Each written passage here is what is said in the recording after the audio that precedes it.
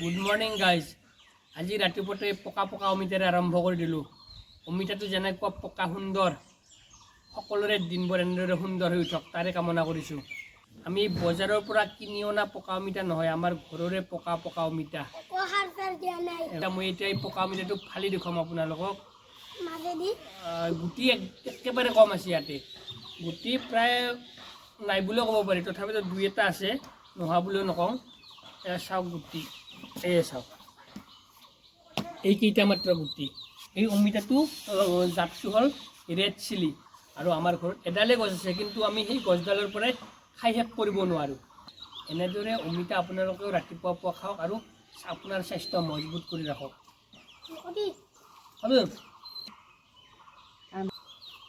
বৌ কৰি দিলোঁ, এক পিচ খাবা।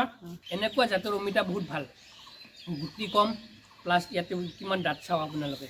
আপোনাৰ ঘৰতো এডাল বা দুডাল ৰুই থ'লেও হয়, বহুত অমিতাৰ গছ নালাগে আমাক, এডাল বা দুডাল গছ হ'লেও অজস্ৰ হৈ যায়। আপোনাক খাব আৰু বেলেগকো দিব পাৰে।